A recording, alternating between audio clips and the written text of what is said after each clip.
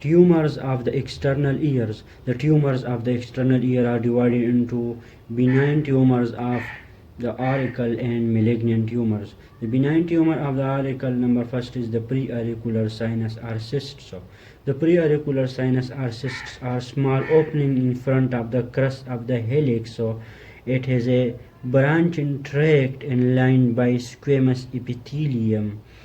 The infected cysts are formed in case of the preauricular sinus or cysts, so, and they are present in front of the crest of the helix. They are formed due to faulty union of the helix of the first and second branchial arches during the embryonic period.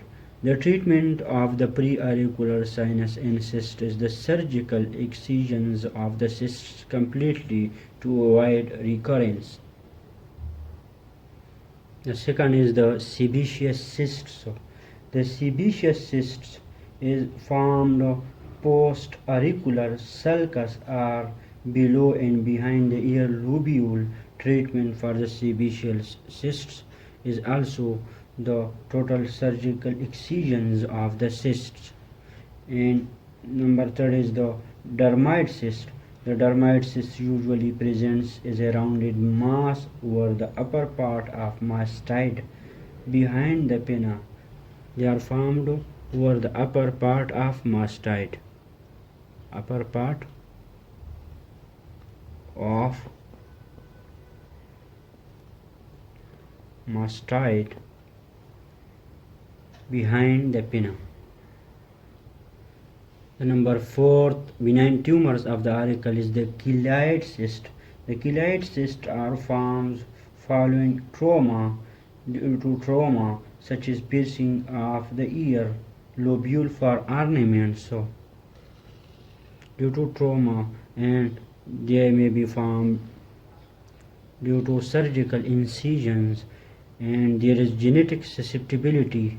The patient is genetic susceptible for the keloid cyst, especially they are more common in Blake's pupils.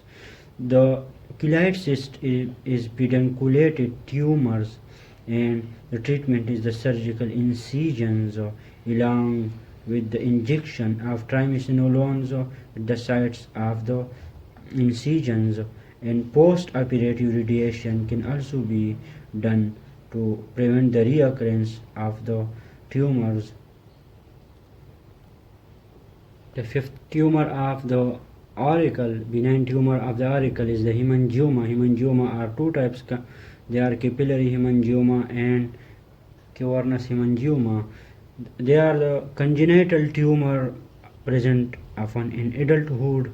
The capillary hemangioma is a mass of capillary sized blood vessels. It does not regress spontaneously, and they often present as a port wine stain. The subtype of the hemangioma are capillary hemangioma.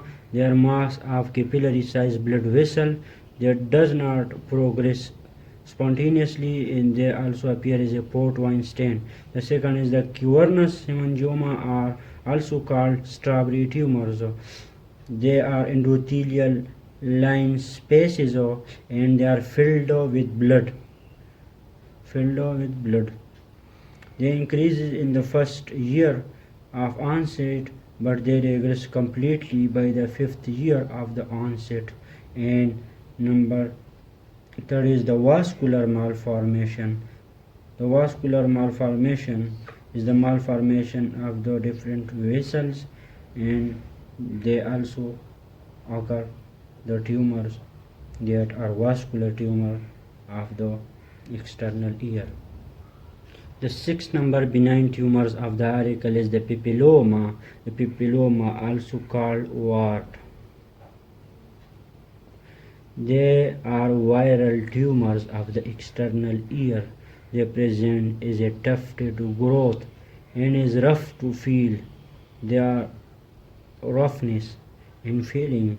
The treatment of papilloma is a surgical excision or curettage with the cauterization of its base completely.